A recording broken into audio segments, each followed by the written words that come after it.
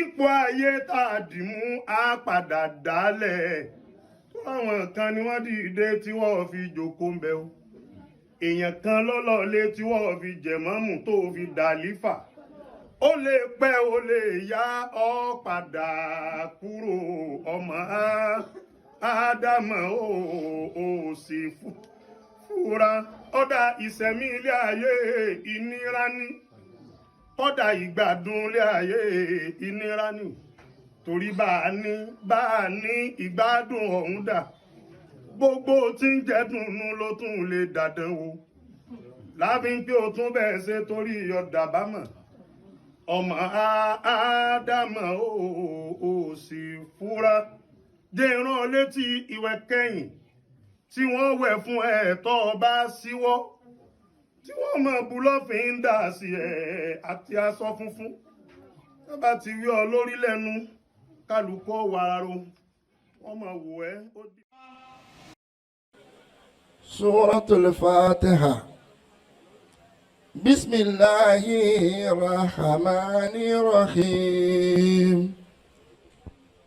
Alhamdulillahi rabbil alamin. Ar-Rahmanir-Rahim.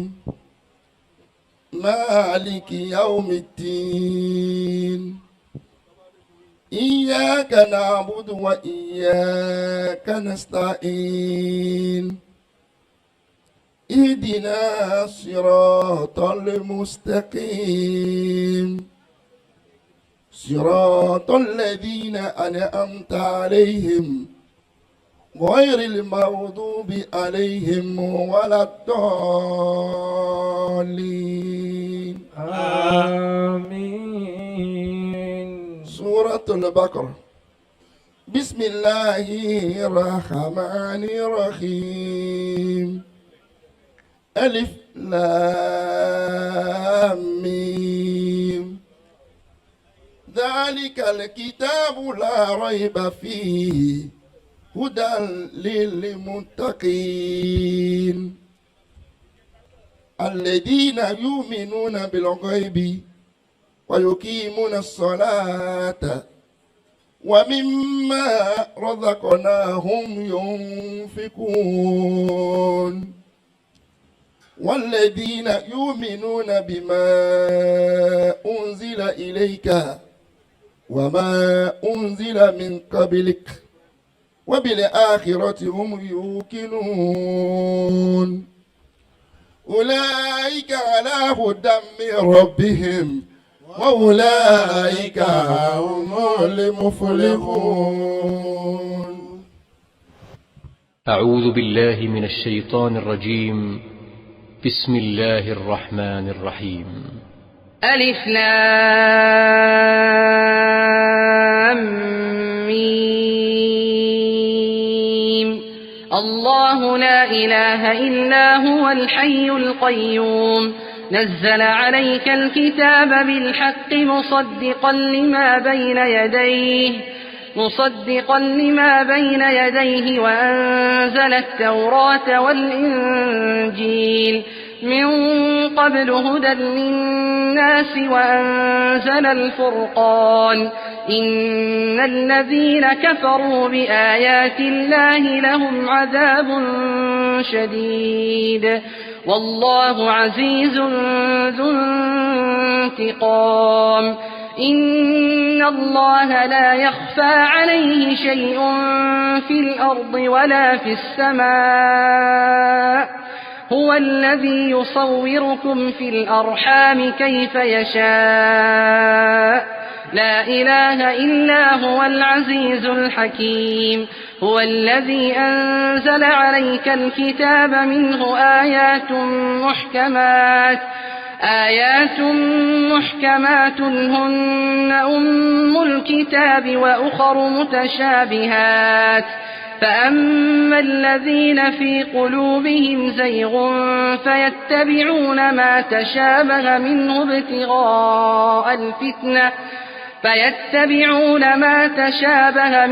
ابتغاء الفتنة وابتغاء تأويله وما يعلم تأويله إلا الله والراسخون في العلم يقولون آمنا به كل من عند ربنا وما يذكر إلا أولو الألباب ربنا لا تزغ قلوبنا بعد إذ هديتنا وهب لنا من لدنك رحمة إنك أنت الوهاب ربنا إنك جامع الناس ليوم لا ريب فيه إن الله لا يخلف الميعاد أعوذ بالله من الشيطان الرجيم بسم الله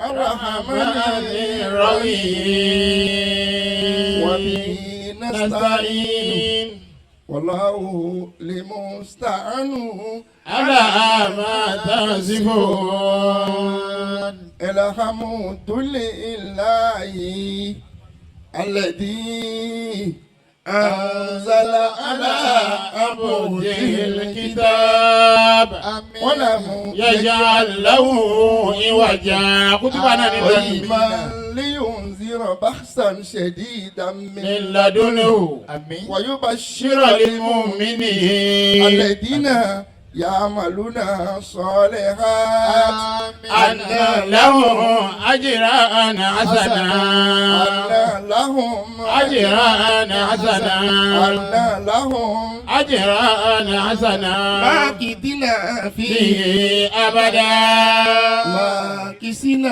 فيه فيه أبدا ماكثين فيه فيه أبدا ماكثين فيه أبدا وينذر الذين قالوا اتخذ الله ولدا ما لهم به من علم ولا آبائهم كبرت كلمة تخرج من من أفواههم إن يقولون لنا إلا كذبا لعلك باخع نفسك على آثارهم إن لم يؤمنوا بهذا الحديث حسبا إنا جعلنا ما على الأرض زنة لها لنبلوهم أيهم أحسن عملا وإنا لجائلون ما عليها صيدا جرزا أم حسبت أن أصحاب الكهف ورقيم كانوا من آياتنا عجبا إذا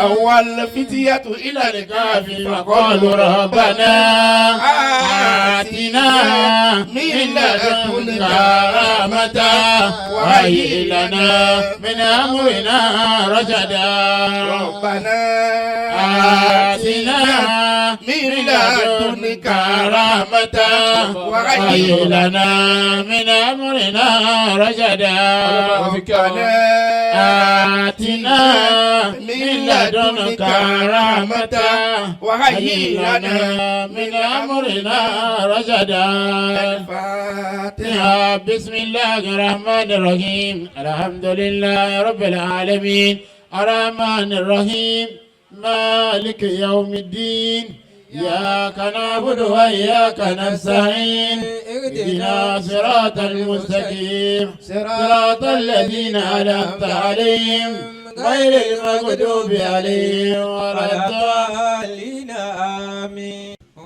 في صفاته واحد في صفاته قادر بأفعاله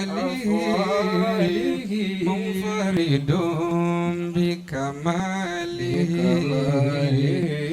الله جل جلاله خالق أنت بارئ كيف شئته في تكوين حسنتني الله جل جلاله آمين يا ربي يا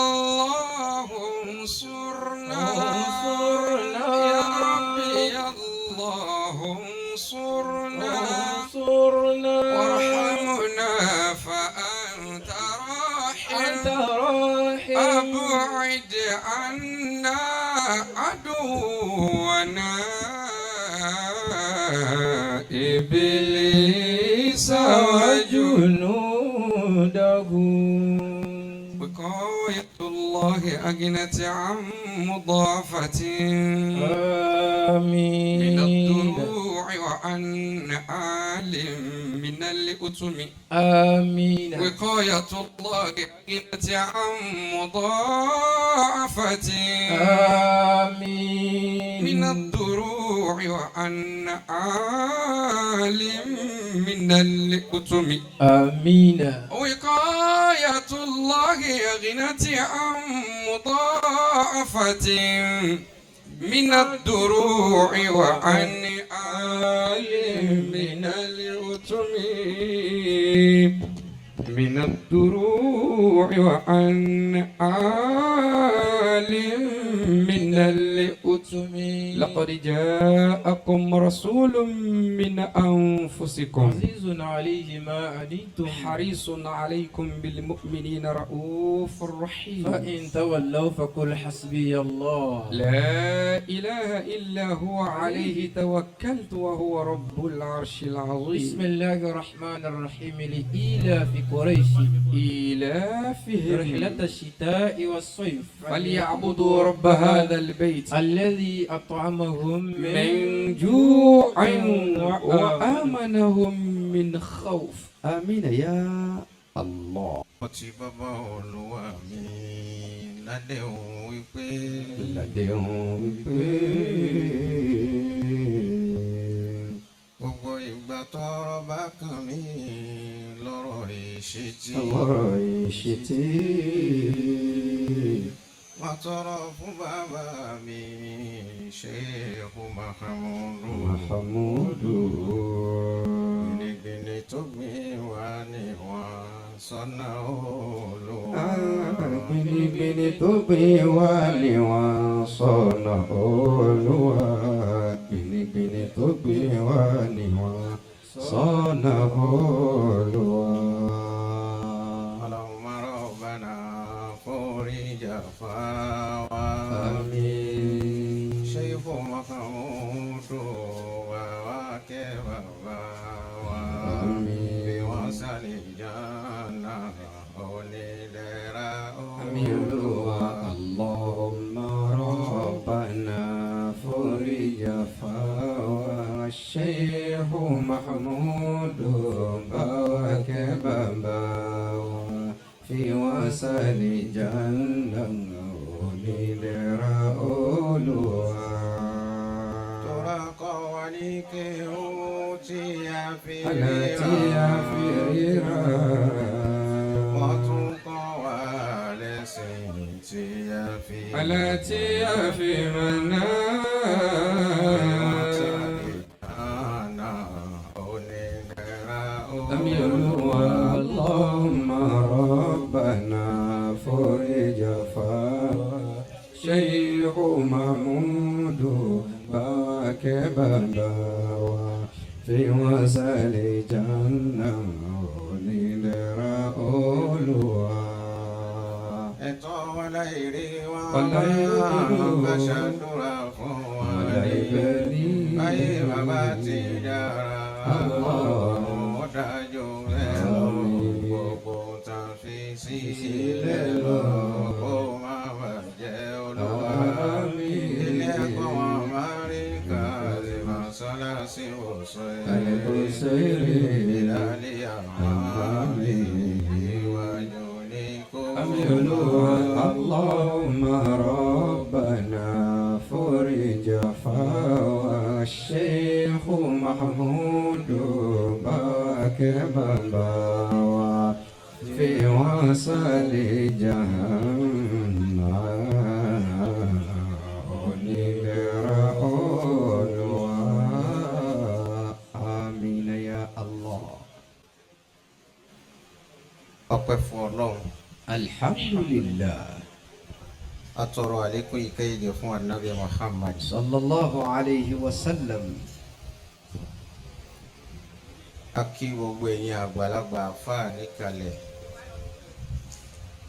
ẹ̀yin àgbà ìmáàmù, a fi bàbá wa tí ń gbà wá lálejò bàbá wa ìmáàmù àgbò a fi kí gbogbo wa. Allah. Ó wá kí a dárúkọ ẹnì kọ̀ọ̀kan àwọn àsìkò tí wọ́n là lé wa lọ́wọ́ kò lè tó. Salamun, salamun, salamun, salamun, kamisikil hitam. عليكم أحبابنا يا كرام. Mo kí gbogbo àwọn àfáà tí a ti gbáragbòrò tá a ti kú tọrọ wá gbogbo wa náà ní akí látòkè délẹ̀. Mo kí gbogbo àwa bàbá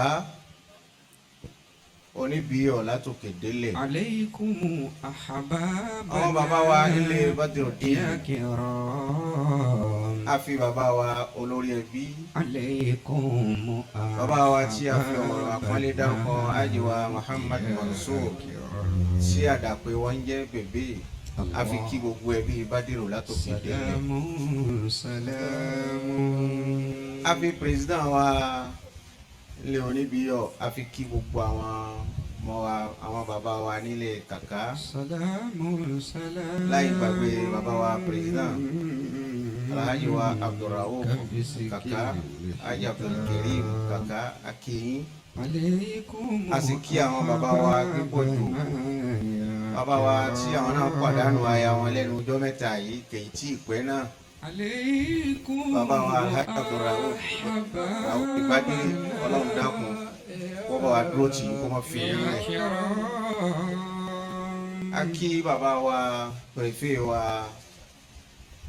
Mukarram Badiru a kí yín púpọ̀ jù. a kí yá wa ọ̀nàràbù wa tí a fi ọ̀ dárúkọ wọn Hibatullahi Sani Gelele.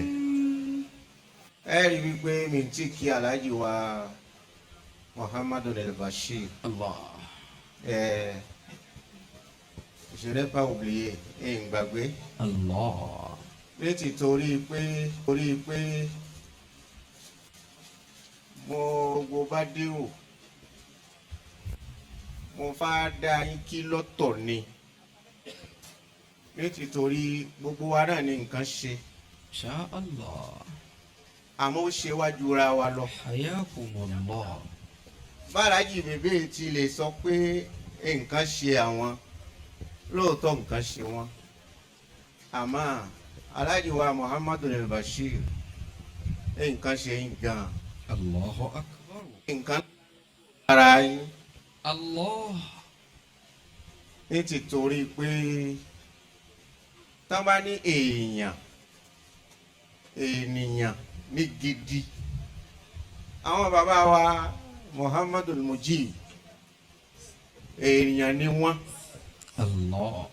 ṣètọ́nù yá ṣètọ́nù ọmọ Ádámà. ọmọ Ádámà. èyí tí bàbá kọ̀ tán ti ṣẹ́ lépè. tàti ṣẹ́ lépè.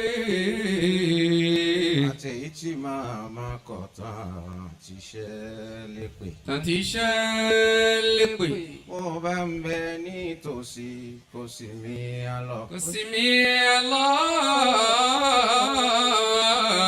má jẹ́ kó yá dọ́dọ̀ wá Rabbi Olúwa. àmín. má jẹ́ kó yá dọ́dọ̀ wá Rabbi Olúwa. má jẹ́ kó yá dọ́dọ̀ wá Rabbi Olúwa. ṣèyítọ́nù ya ṣèyítọ́nù ọmọ Ádámà. èyí tí bàbá kọ̀ tán ti ṣẹ́ lépè. àtẹ̀yí tí màmá kọ̀ tán ti ṣẹ́ lépè. bó bá ń bẹ nítòsí kò sí mi Allah. má jẹ́ kó yá dọ́dọ̀ wá Rabbi Olúwa. ọ̀rọ̀ ọlọ́mọ ilé tí máa ń sábà jẹ o. Insha Allah. bọ́rọ̀ bá sì ti di méjì sí mẹ́ta àní mọ̀ yìí tí a fẹ́ mú ń bẹ̀. Insha Allah. wọ́n ń pè bàbá wa Abdul Mujib èèyàn ni wọ́n Allah. èèyàn all class ni wọ́n. Hayakumullah. torí bàbá wa Muhammadun al-Bashir bẹ́ẹ̀ bá dúró lénìí tẹ́ ẹ sọ fọlọ́hún pé ọlọ́run mọ́ṣá wọlé Mujibu ọlọ́run mo fẹ́ nǹkan báyìí. Allah. nítorí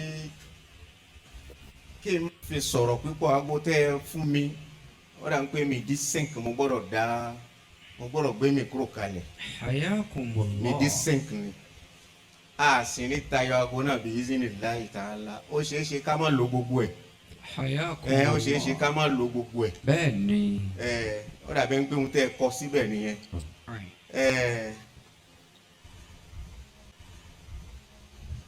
ajiwa Muhammadun al-Bashir iṣẹ́ tọ́lọ́hun rán Ànábì Muhammad sallallahu alayhi wa sallam. kọ́ra níṣẹ́ pákànleke ó ní anọ́sùlẹ̀ làbọ̀nù rẹ̀ fún àwọn èèyàn ní kíni èrò òdùnnú fún àwọn ènìyàn ní èrò òdùnnú. Alhaji wa Abdul Mujib nǹkan tó wà rárá lákòókò tá a wà yìí tó fẹ́ dàbí ẹni wípé Kazima c'est-à-dire inexistant quoi ó fẹ́ dàbí ẹni wípé kò sí òun náà ni cette chose là qui sauve l'âme.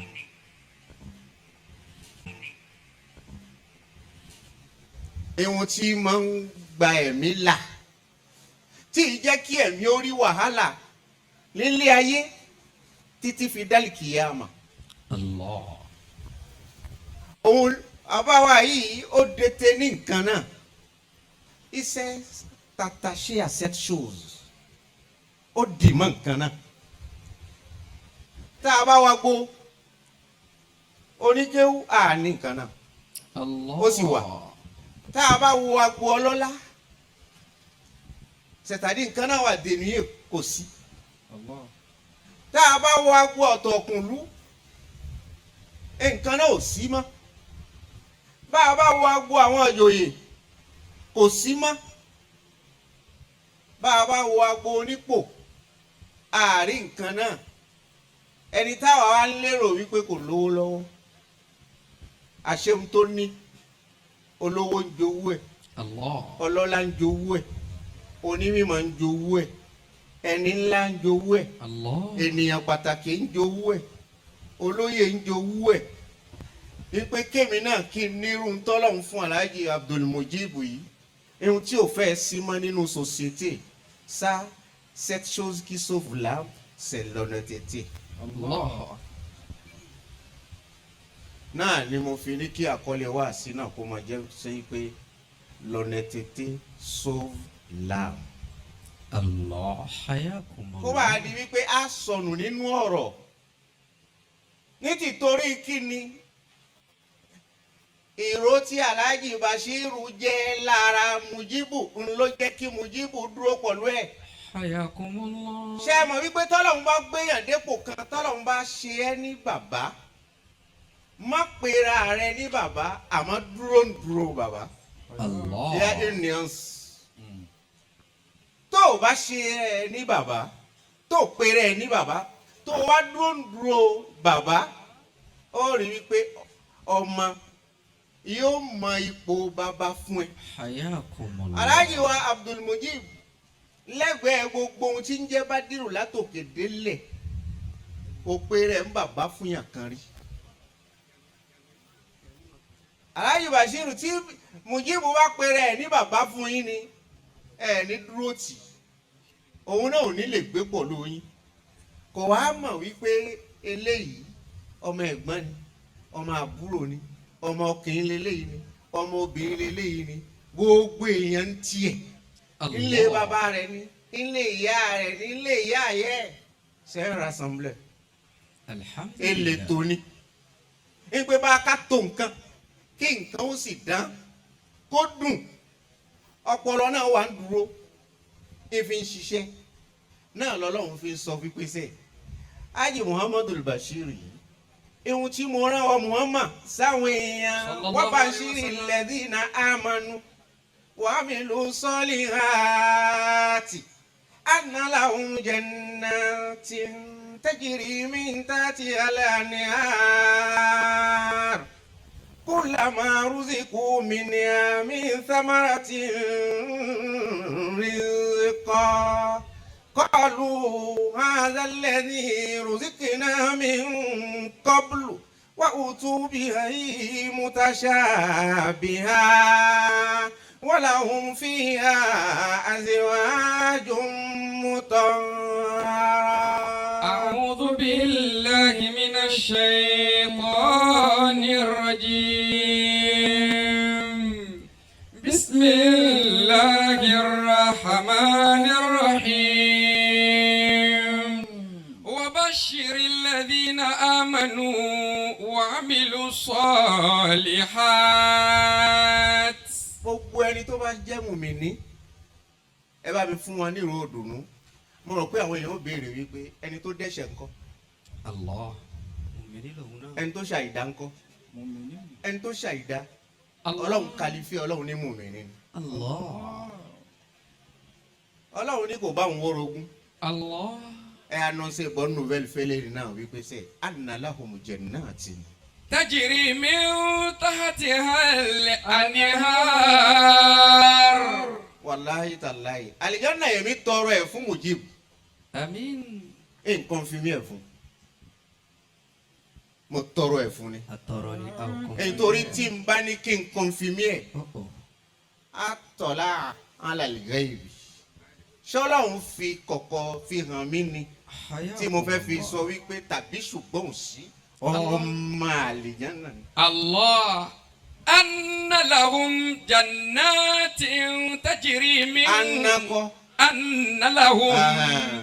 جنات تجري من تحتها الأنهار. ọmọ wípé tí ẹ wá ṣe wùmá yìí ó ní ohun tí kéwú máa ń sọ nítorí ẹ náà ni ńgbà tọ́pọ̀lọpọ̀ yín ò mọ mìkúrò lò èèyàn máa ń kẹ́kọ̀ọ́ àti lo mìkúrò pàápàá lọ́tọ̀ ni ó bá jẹ́ oníkéwú tó máa halẹ̀ mọ́ àwọn tó wà níjọ òkú lérí ó wà á ya gbogbo mìkúrò sẹ́nu ó máa kalẹ̀ lé wọn lérí bí ẹni wípé àwọn tó wà wájú ẹ̀ àwọn ni wọ́n ṣẹ̀ ẹ́.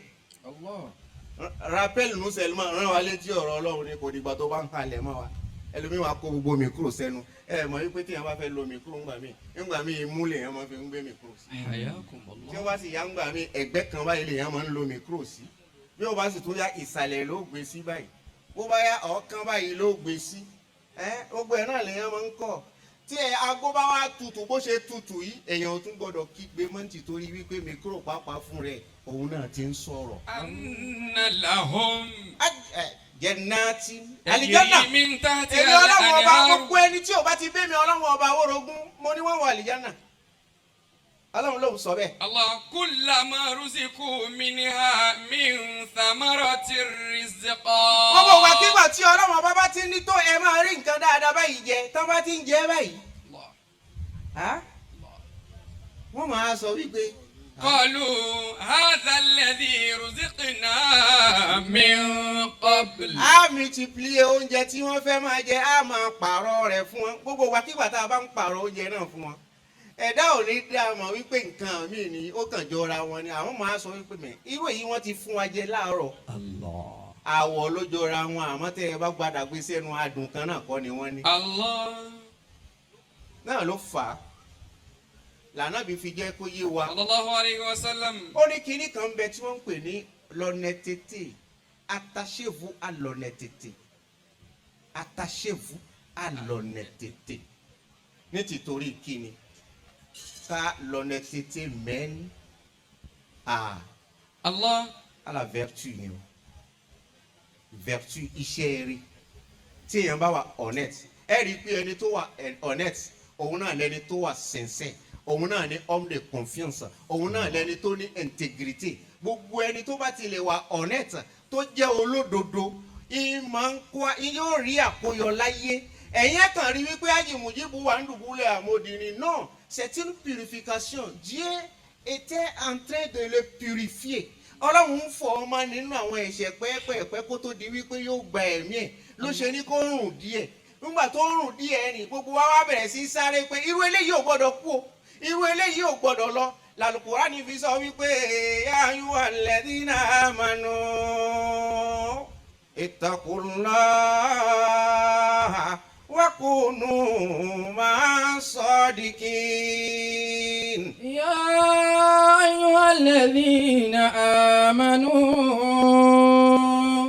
يا أيها الذين آمنوا اتقوا الله وكونوا مع الصادقين. Wallahi ta'ala ọ̀fọ̀ ló ṣe wá òkú kọ́ ló kú sáwà. Hayakumullah. Nítorí Yorùbá mọ ìyàtọ̀ láàrin ọ̀fọ̀ àti òkú. Àtòkú. Òkú larúgbó lọ́dọ̀ Yorùbá. Irú Mujibu yìí ní à64 yẹn síbẹ̀síbẹ̀ ọ̀fọ̀ ni fún wa. Hayakumullah. Màlúù pé 64 náà ló ní ọ̀fọ̀ ni fún wa nítorí wípé àwọn tẹ́ẹ̀tì kan ni tí kò gbọdọ̀ wọ́n nínú ẹbí. Allah. Nígbà tí èèyàn bá dákẹ́ tó wòye ẹ máa sọ̀rọ̀ ó ní òwe Yorùbá lèmi tẹ̀lé ó ní tẹnu wọn ni kó o wò kó o tó mọ ohun tó o fẹ́ sọ. If you laisse d'abord tout le monde va parler eléyìí ó sọ tiẹ̀ tọ̀hún ó sọ tiẹ̀ tí bí ó sọ tiẹ̀ láàrin gbogbo nǹkan tẹ́ ẹ wá sọ ni yóò sì yọ tiẹ̀ jáde wípé bẹ́ẹ̀ ni ọ̀rọ̀ rẹ̀ bó ti ṣe yẹ ká tó rèé ibi tó yẹ ká gbé gbà ní kódà ẹni tó kàwé jù ú lọ èyí máa ń padà ṣe sáàfúlà fún wípé káàsà rẹ ẹni tí ń lérò wípé òun pọ́n jù ú lọ ń padà ṣe sáàfúlà fún wípé káàsà rẹ èèyàn gidi nìyẹn èèyàn pàtàkì nìyẹn lọ́lọ́run fi pé àwa náà wípé ohun tí ń sauver âme òun náà ní ọ̀nà tètè bí èèyàn bá sì ti ní kó nítọ̀ òun kó lọ fẹ̀yìntì mọ́ wò wípé eléyìí sẹ̀mọ̀ nẹ́nẹ́ mi tó o bá fẹ́ wà honnête lóòótọ́ tó o bá fẹ́ wà honnête lóòótọ́ tí oore ọ̀tá rẹ bá gbọ́wọ́ rẹ wá tètè lọ gbé oore náà fún òun bá wá rí wípé mẹ ọ̀tá mi ló ṣe báyìí fún mi ǹjẹ́ èmi lè ṣe irú nǹkan tí lágbájá ṣe fún mi Mujibu yìí kì í gbéyàn sínú rárá. Allah. Abadan. Ya ayyuhalladhina amanu taqullah. Ẹ wá wo bí tí òdodo tó sún arákùnrin kan dé ó lọ bá àfáà kan ó ní àfáà mo rí èèmọ̀ lánàá àfáà ní èèmọ̀ wo lórí ó ní ìyàwó àti ọmọ wọn lé àwọn fẹ́ jẹja ìsúzàlẹ̀ ò máa ṣe ní nǹkan gẹ́gẹ́ bíi dédé alásàrí kùsàtà mo lọjà mo sì rẹja ẹja náà mo rà yìí ta ni ó wàá bá mi gbé ó pọ̀ dáadáa ó wájú ọmọ èké kan ló bá ń gbé ẹja náà. Allah. ìwà rìn tẹ̀lé mi wọ́n wá ń pèrun àlásàrì ní mọ́sálásí ìwà ń sọ fún mi wípé bàbá mi ǹjẹ́ ẹ̀ ní jẹ́ ká wọ mọ́sálásí ká lọ kírun.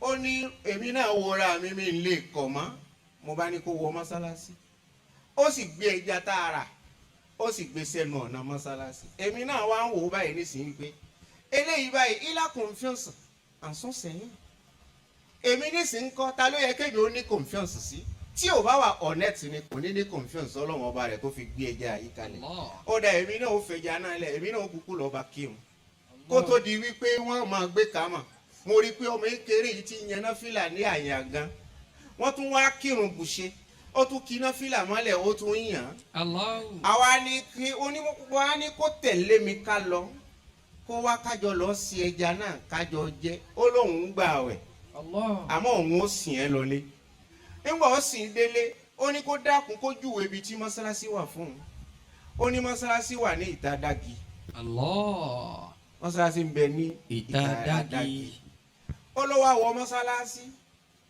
wọ́n pe mọ́ngárìbì ó bá wọn kí mọ́ngárìbì mo wá lọ bá ńgbà èmi náà kírun bó ṣe ó ní jẹ́ padà wọlé ó ní jẹ́ kán kí ìṣáì náà ni wọ́n kí ló wá padà wọlé wá ó ní ìyàrá mẹ́ta ní sì ń bẹ nínú ilé wa ìyàrá tèmi àti ìyàwó mi ń gbé ìyàrá tí ọmọ wa kan ń gbé ẹ wàá mọ̀ túmọ̀ ọmọ náà.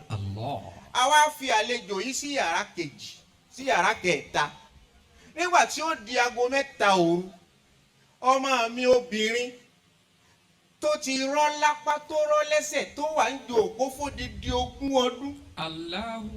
olú ẹ bẹ̀rẹ̀ sí kanlẹ̀kùn fún èmi àti ìyá rẹ̀ lóru wípé ẹ ṣílẹ̀kùn mi.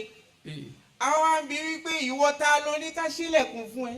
ó ní èmi ọmọ yín alágbájá náà ni ọ̀ràn ọmọ wa 20 ọdún ní tó ti wà nínú ìjòkó tí ò lè dìde. ó lémi náà ni èmi náà ni ẹ ṣílẹ̀kùn fún mi. ńgbà wá ṣílẹ̀kùn fún wọ́n wá ní báwo ló ti ṣe jẹ́. Aki délégation UPR. Ya ayyuhalladhina amanu ittaqullaha wa kunu ma'as sadiqin. Ó ní mo kúrò arákùnrin kan tó wọlé tí wọ́n bàbá mi ròyìn rẹ̀ fún ìyá mi bọ́rọ̀ rẹ̀ bó ti ṣe jẹ́ mo wá dúró lísìn mo ní wọ Ọlọ́run ọba Allahumma. Ebi hurmati dayfina hadha. Àlejò tó wọlé wa yìí tó bá lọ́lá kan lọ́dọ̀ rẹ̀ illa takashifu anni durri.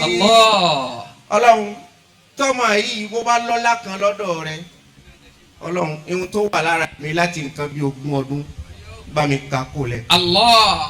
Ọlọ́run sì kà kó. Allahu akbar. Bàbá náà wá wò báyìí títí ó ní ìwọ ọmọ mi kí ló sún ẹ débẹ̀ ó ní ẹ̀gbọ́n tálùkùránì sọ ni ya ayyuhal ladzina amanu ittaqullah ẹ páyà Ọlọ́run ọba wa kunu ma'as sadiqin. Ẹ wà pọ̀lú àwọn èèyàn connect ní kẹ́ ẹ bá gbé ẹni tí ò bá wà connect ẹ yà fún pátápátá. wa kunu ma'as sadiqin. Àṣídìkù afdalu shay'in àṣídìkù afdalu shay'in anta fa'iluhu la shay'a kasidiki la shay'a kasidiki.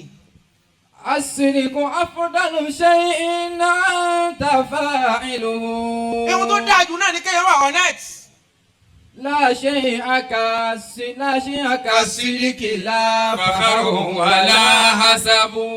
Bí nǹkan mi bá ti yàtọ̀ sí ọ̀nà tètè kó o wúlò mọ́ léèyàn. Òun nìyẹn nísìn. Ẹ̀yin ẹ̀ máa ṣọ́ àwa nísìn tó wó bá délẹ̀. Ẹ̀yin ẹ̀ máa ṣọ́ àwa tó wó bá délẹ̀. Báwo la ṣe máa jà sí? Nígbà tí ìlú ọba tó ní wá. Ẹ̀tọ́ ni kó gbìyànjú ṣiṣẹ́ òre. Ṣiṣẹ́ òre. Èyí tá ó gbẹ̀san rẹ̀ bọ́jọ́ bá pé. Bọ́jọ́ bá pé. Àtẹ̀yí tá ó ṣe sílẹ̀ níṣẹ́ rẹ̀. Níṣẹ́ rere. Títí ayé ẹ̀san rẹ̀ ó mọ̀. Ọlọ́run kó bá wa kẹ́ Mujibu. Al-muslimuna ala shurutihim. Subhana rabbika rabbil izzati amma yasifun. Wa salamun ala al-mursalin. Walhamdulillahi rabbil alamin. Ẹni bá ṣe rere àgbẹ̀san oore. Ẹni bá ṣe rere àgbẹ̀san oore. Ẹni bá hùwà rere àjàyè oore. Ẹ̀dá tó bá ṣìkà jèrè ìkà. Ẹ jẹ́ ká tọ́jú ẹni nítorí ọ̀la. Ẹni bá ṣe rere àgbẹ̀san oore. Ẹ̀bá hùwà rere àjàyè oore. Ẹ̀dá tó bá ṣìkà jèrè ìkà. Ẹ jẹ́ ká tọ́jú ní nítorí ọ̀la. Les larmes se sont coulées ici. Et jusqu'hier, ça continuait. Mais lui, il est parti en souriant parce qu'il était certain de ce que Dieu lui a donné et qui est exceptionnel, que l'érudit vient de nous souligner maintenant, l'honnêteté. Quel que soit ce que tu peux être, Mujibu va te dire ce qu'il pense lorsque tu dérailles. quel que soit ton âge, quelle que soit ta richesse, il n'a jamais froid aux yeux pour dire avec un respect calme ce que tu dis et qui n'est pas bon. Que Dieu le garde pour nous. Après que l'imam ait salué tout le monde, il a vraiment dit, Moudjibou est l'homme inoubliable. C'est une personnalité. C'est une perte encore inoubliable pour la famille. Surtout pour notre frère Hadji Bibi. Quand Dieu envoie quelqu'un, il lui envoie toujours celui qui peut être à côté de lui pour lui dire, voilà la direction à suivre. Parce que pour que ton argent puisse prospérer, voilà la direction à suivre. Voilà le comportement qu'il faut avoir. Voilà ce qu'il faut faire, voilà ce qu'il ne faut pas faire. Ça, c'est le rôle de Moudjibou à côté de Bibi, que Dieu le garde. C'est le rôle de Moudjibou à côté de toute la famille Onibio, parce qu'il ne cesse de dire la vérité à qui que ce soit, quel que soit votre rang et votre grade. L'imam Patiska dit c'est le plus grand rassembleur que nous avons connu. Et c'est l'honnêteté qui sauve l'âme. L'honnêteté mène à la vertu et à la sincérité. Malgré ses 64 ans, c'est un deuil, c'est une perte. Parce que nous pensons toujours que c'est lorsque quelqu'un a 90, 95 ans que c'est un deuil. Non. La mort de Moudjibou est un deuil parce que c'est une perte pour la société, pour toute la collectivité Onibio. Ce qui est sûr, quelle que soit la différence, la rancœur qu'il peut y avoir entre toi et ton ennemi, lorsque ces biens arrivent dans ta main, presse-toi de le lui remettre. Et c'est là que tu retrouveras le Créateur sur ton chemin pour dire que tu es un homme honnête. Il a donné l'exemple du père de famille, à qui les enfants demandaient qu'ils veulent manger le poisson. Il est parti au marché. Il a acheté assez de poissons. Mais il regardait de gauche à droite qui peut l'aider. Il a trouvé un petit jeune homme qui l'a aidé. Ils allaient quand, à un moment donné, au niveau de la prière, ils ont appelé à la prière. Il demande c'est où la mosquée. Il dit il y a une mosquée à Itadagui. Et l'enfant lui dit faisons escale pour faire la prière. Faisons escale pour faire la prière. De là jusqu'à la maison, l'enfant l'a suivi. Mais le plus drôle, ce père de famille avait une fille depuis plus de 20 ans qui ne se levait pas. Presque paralysée. Mais la nuit là, les parents étaient dans leur chambre quand l'enfant est parti, il leur a tapé la porte. Et le père demande c'est qui? Il dit c'est moi. Toi qui? Moi, votre fille. Votre fille. Qu'est-ce qui se passe? Il dit oui, vous savez que je suis effectivement alité, couché depuis 20 ans, mais je suis là. Le père a ouvert la porte. Il dit une grâce divine est entrée dans cette maison. Et je vais moi-même partager dans la bonté de cette grâce. Voilà pourquoi j'ai voulu demander à Dieu de profiter de cette grâce pour m'enlever toute ma maladie. Et Dieu l'a enlevé toute la maladie et il s'est levé. Il s'est levé. Ça, c'est ce que Dieu veut. Vous ne connaissez pas Bobis. Aujourd'hui, beaucoup savent qu'il s'appelle Moudjibou, mais vous ne connaissez pas. Bobis, c'est le bienfaiteur, l'organisateur hors pair. Suivez-moi avec le B et le O. Le brave homme, le B, et l'infatigable I qui suit, serviteur, bienfaiteur, organisateur, brave homme, infatigable, serviteur inouï, Bobis, Moudjibou, Badirou, dort en paix. Alijana Fridaus. C'est ça, celui qui est Moudjibou. Vous parlez de Bobis, vous ne savez pas. C'est un bienfaiteur. Personne ne peut me démontrer le contraire. C'est un organisateur hors pair. L'imam vient de le démontrer. Son cerveau, lorsqu'il est assis comme ça, il ne fait que réfléchir. Si vous dites faisons ça, il va vous dire passez par là. Et si vous passez par là, vous réussissez. C'est un brave homme. Ça, tout le monde sait ça de Moudjibou. C'est comme ça qu'il a bravé aussi la maladie. Tout le temps, vous allez le voir et dire Alhamdulillah. Ça veut dire qu'il a accepté le sort que Dieu lui a remis là. Et l'alpha lui a dit, ce n'est pas une maladie, c'est juste pour lui effacer les quelques fautes qu'il a eu à commettre quand il était en vie. C'est ça, le temps de sa maladie. Et après, il est infatigable, serviteur. Tout le monde sait que Moudjibou est serviteur. Surtout tous ceux qui sont restés à Lomé savent que Moudjibou est un infatigable serviteur.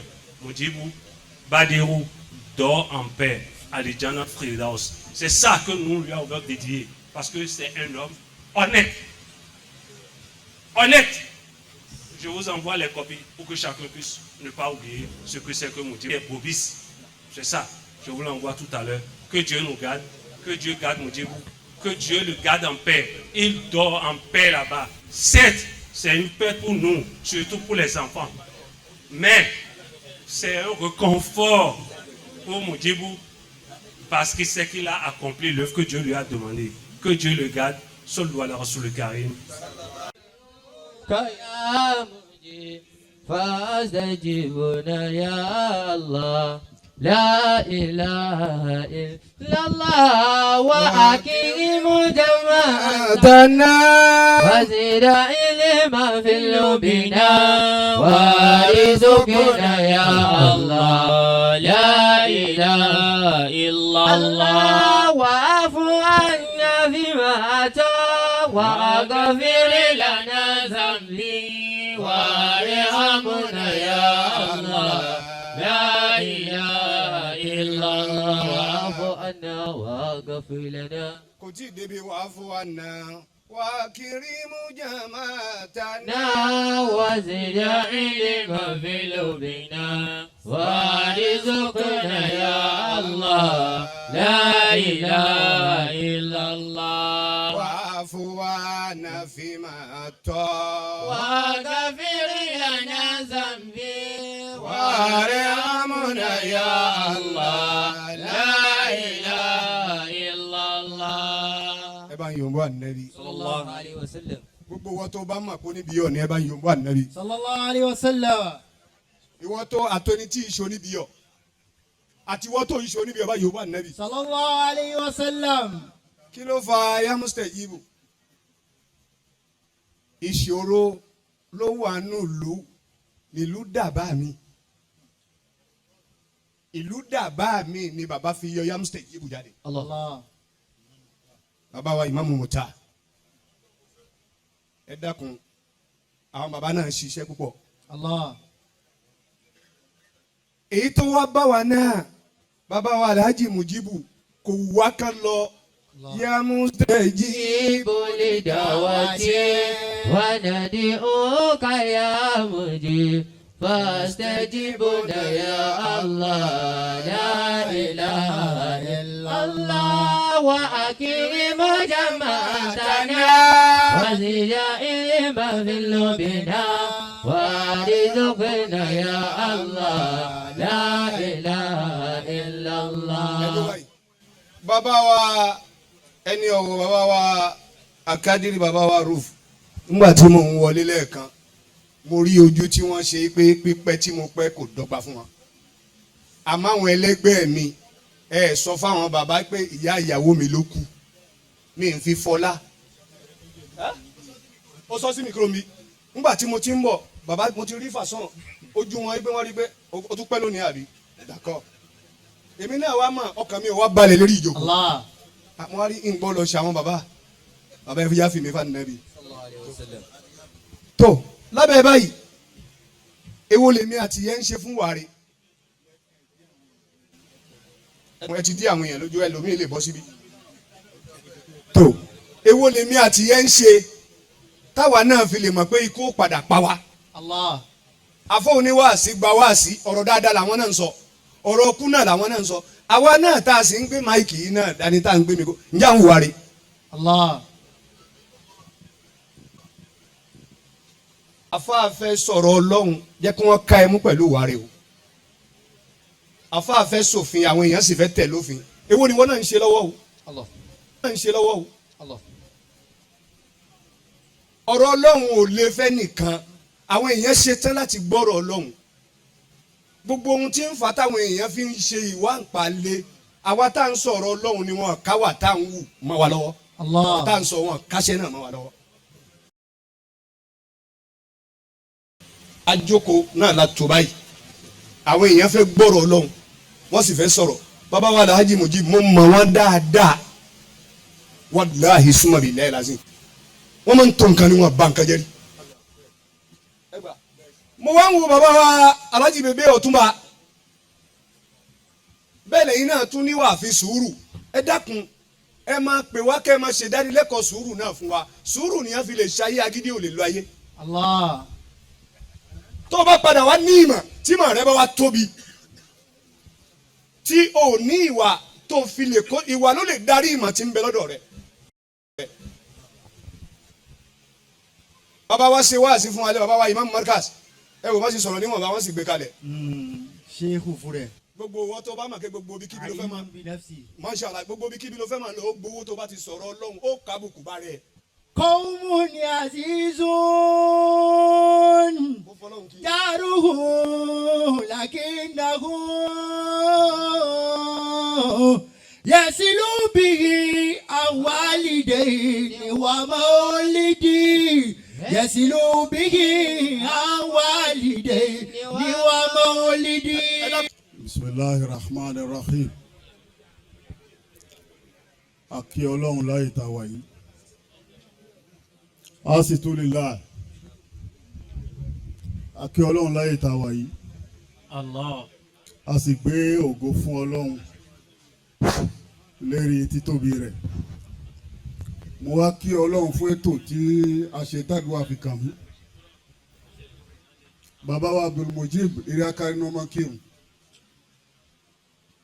Eré akárí ní ọmọ kí jimá. Eré akárí ní ọmọ kí yídì. Dúpẹ́ wípé ó gba àdúrà lẹ́nu mi ní àìmọye ọdún. Ọlọ́run tó wá kádàrá ńgbà tó Ọlọ́run darí ètò láàárọ̀ yìí pé kí mo wà lóyún tó fẹ́ ṣàdúrà fún. Èmi ò sì mọ̀ bẹ́ẹ̀ torí ìmáàmù ò lè mọ gbogbo jàmọ́ àti wádọ̀ rẹ̀. Láàárọ̀ yìí ni mo ya mọ́ṣáláṣí pé kí n fún sáré. Ni mo rí àwọn ẹgbẹ́ rẹ̀ tí wọ́n fi jẹ bàbá àdínì láyé ibi tí wọ́n ń kírun. Ọmọ wa Kámílù Àgẹ́mbẹ́mbẹ́. Ó ní ìmáàmù a rí ẹni tẹ́níjọ́ tí bàbá àdínì wa jáde láyé inú wa sì dùn. Mo ń ta ni bàbá àdínì yìí. Ó ní Abdul Mujib Badruddin. Mo ní Allahu Akbar. Ó ní àwọn rí mi ń tẹ́ àwọn rò pé bóyá mo gbọ́ ni mo ní bẹ́ẹ̀ ni mo gbọ́. Nítorí pé mi ò gbọ́dọ̀ retí kí nǹkan ṣẹlẹ̀ lé bárìlò kan pè mí náà kí n tó wá. Kí nǹkan ṣẹlẹ̀ lé bárìlò kan pè mí náà kí n tó wá. Tí n bá mọ iyì àyè tí mo wà. Abdul Mujib mo wá ya mọ́ṣáláṣí láàárọ̀ yìí ni wọ́n sọ fún mi pé jàmáà rẹ ni o ibi ni máa ń kí jimá ibi ni máa ń kí rì. Ọlọ́run ti gbà á lẹ́rú. Ọlọ́run ti yọ́nú sí i. Ọlọ́run ó sì foríjì. Amina. Yóò wá bá mi tọ́jú àwọn ọmọ rẹ̀ lẹ́yìn rẹ̀. Amina. Ẹbí Bádírò ní dàrú. Àmín. Gbogbo ẹ̀yin ọlọ́lá tẹ̀ ń bẹ́ẹ̀ ikú òjijì ò ní pa yín. Amina. Ẹ dàgbà ẹ dògbó jọ àwọn bàbá tó bí yín lọ. Amina. Àwọn ọmọ yín ó sì yè wọ́n yàn lójú ayé yín. Amina. Nǹkan ayọ̀ nǹkan dùnú ni ó máa ṣẹlẹ̀ lọ́dọ̀ yín. Amina. Kárí gbogbo àwa jàmáà tá wábí lónìí. Àmín. Ìlú wa lọ́wọ́lọ́wọ́ a nídìí àdúrà. Bẹ́ẹ̀ni. Tó bá yé gbogbo àwa ìmáàmù bẹ́ẹ̀. Tàbá dé múbàrí ká mọ̀ ṣàdúrà fún ìlú wa ká sọ̀ láyọ̀. Kébi ó dínkù. Kárùn ó dínkù. Kíkú òjijì kó dínkù. Káṣírí tó ti bò lọ́dọ̀ àwọn èèyàn kó mọ̀ tó. Kọ́lá àwọn èèyàn ó má bàjẹ́. Kí ìlọsíwájú sì máa bá wa. Ọlọ́run o abẹ́ mọ́dàlú warú. Amina. Kò sẹ́ni tẹ́rù ò máa bà àfi tá a bá fẹ́ tanra wa. Ṣùgbọ́n àgbàpọ̀ lọ́wọ́ ba lọ́ba tí wọ́n ń ṣètò. Àgúnlẹ̀ ayọ̀, àgúnlẹ̀ dùnú. A ní ogun díẹ̀ dépò tá a máa pípọ̀. Ọlá bisimilahi rahman rahim. Allahumma ya wasi al-ata. Wa ya sami ad-du'a. Sallimna min al-mikhan wal-fitan. آمين. وعصمنا من الفواحش ما ظهر منها وما بطن. آمين. إنك على كل شيء قدير. آمين. ولا حول ولا قوة إلا بالله العلي العظيم. بسم الله كل الله متى كل ما لا بابا الحاج عبد المجيد. بسم الله الرحمن الرحيم.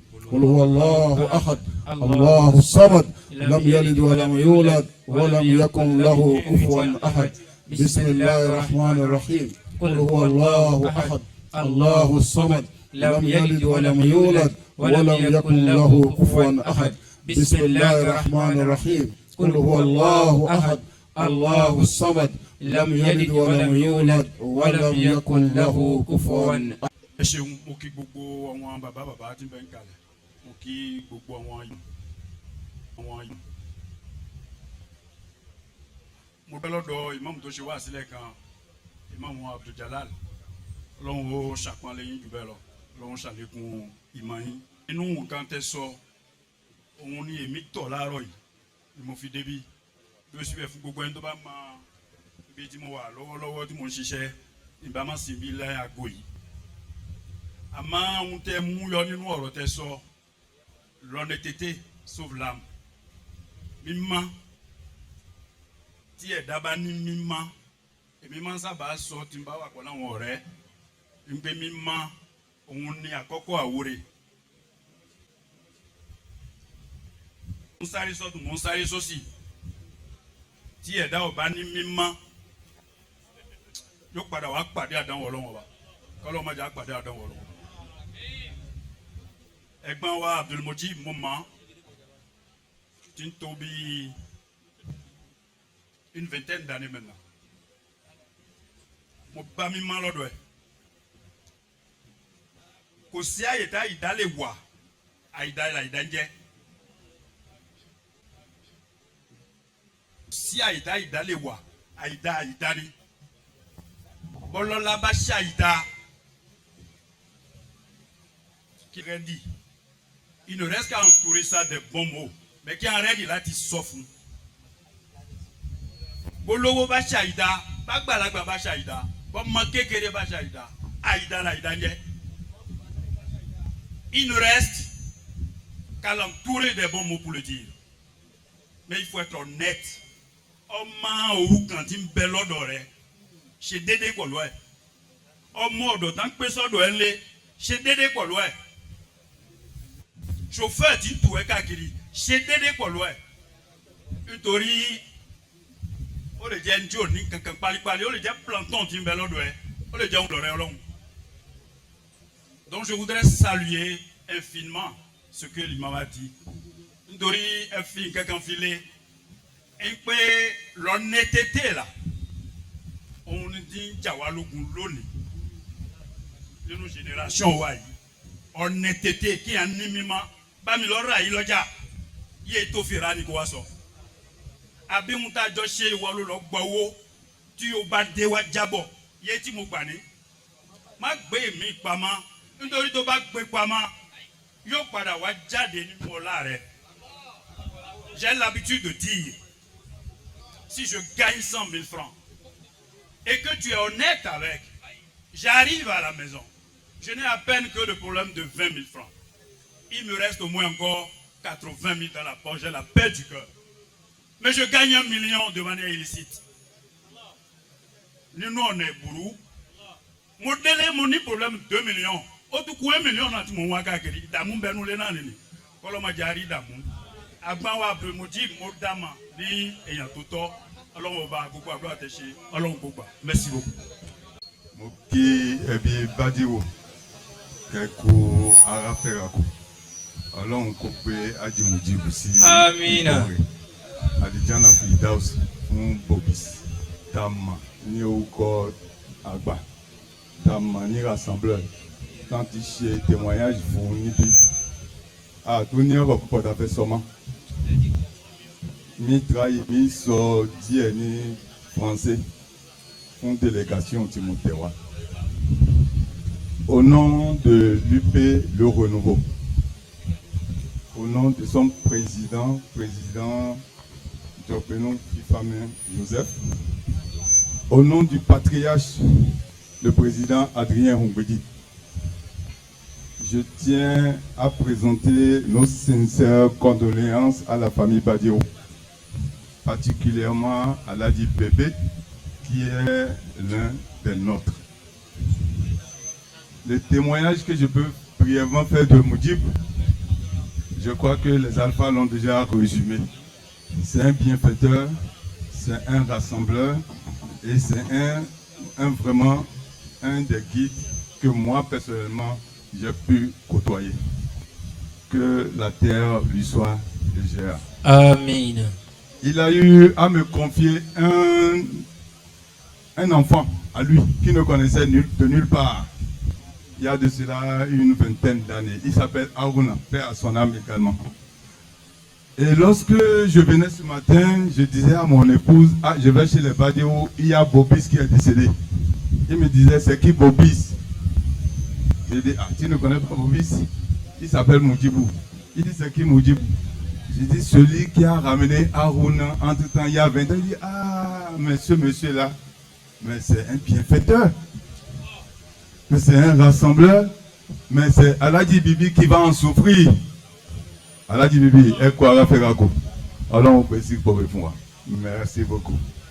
Voilà. Quand je vois ce beau monde, je suis fière. Je suis fière parce que mon père était un grand homme et aujourd'hui ça me le prouve encore une fois de plus. Je tiens également à remercier la famille qui a toujours été là pour nous. Et aujourd'hui je me dis qu'on a perdu un papa mais on a gagné 1000 papas et 1000 mamans aussi. Au-delà de tout ce que tout le monde a pu dire aujourd'hui, je tiens quand même à rappeler que notre papa c'était un père super protecteur qui a toujours été là pour nous. À chaque pas, tout ce qu'on faisait, papa était là. Papa était celui-là. Qu'est-ce que vous faites? Où vous allez? Où vous partez? Il nous tenait toujours la main. Et je me rappelle une fois, on causait, on disait à papa, « Et papa, un jour, si tu partais, comment est-ce qu'on va faire? Qu'est-ce qu'on va devenir ?»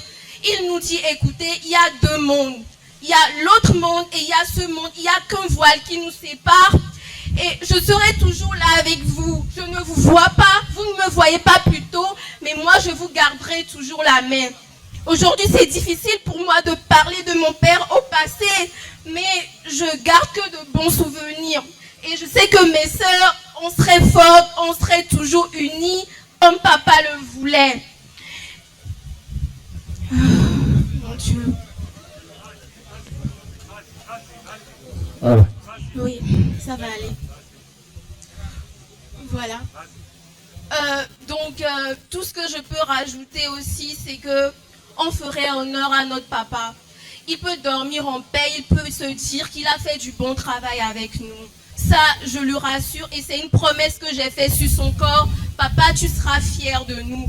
Tout ce que tu nous as enseigné, tout ce que tu nous as appris, on perpétuera tout ce que tu nous as donné comme conseil. Et comme l'Alpha l'a souligné, mon père c'était quelqu'un de très honnête. Et ça, je pense que tous autant que vous êtes, vous pouvez quand même le dire à haute et intelligible voix. Je ne vais pas trop m'éterniser au risque peut-être de craquer et tout ça. Mais je tiens encore à vous dire un grand merci. Merci d'être là. Papa, il est quelque part, il sourit, il vous regarde tous. Et merci encore une fois. Assalamu alaikum. C'est toujours intéressant de rendre hommage à un ami pour marquer, pour... ẹ̀dákun ẹ̀jẹ̀ ká tẹ́tí gbọ́ ohun tí bàbá president sọ wọ́n ń dúpẹ́ fún gbogbo ẹbí gbogbo ará àti ọ̀rẹ́. Gbogbo ẹ̀yin tẹ̀ ń bẹ lójú agbo ni. Je ne peux pas les oublier. Remercier les amis aussi les amis de Bobis. Je ne peux pas les oublier. Hier, ils étaient ensemble. Aujourd'hui, ils sont venus lui rendre hommage. Merci beaucoup. Ipò ayé tá a dì mú á padà dálẹ̀. Àwọn kan ni wọ́n dìde tí wọ́n fi jókòó ń bẹ o. Èèyàn kan lọ́lọ́lé tí wọ́n fi jẹ̀mọ́mù tó fi dàlífà. Ó lè pẹ́ ó lè yá ọ padà kúrò ọmọ Ádámọ̀ ó sì fúra. Ọ̀dà ìṣẹ̀mí ilé ayé ìnira ni. Kọ́dà ìgbádùn ilé ayé ìnira ni. Torí bá a ní ìgbádùn ọ̀hún dà. Gbogbo tí ń jẹ́ dùnnú ló tún lè dàdán o. Lábí pé o tún bẹ́ẹ̀ ṣe torí ọ̀dà bámọ̀. Ọmọ Ádámọ̀ ó sì fúra. Jẹ́ rán létí ìwẹ̀ kẹ́yìn tí wọ́n wẹ̀ fún ẹ̀tọ́ ọba síwọ́. Tí wọ́n mọ̀ bú lọ́fìn ń dà sí ẹ̀ àti aṣọ funfun. Tó bá ti rí ọ lórí lẹ́nu, kálukú wàrà ro, wọ́n mọ̀ wò ẹ́.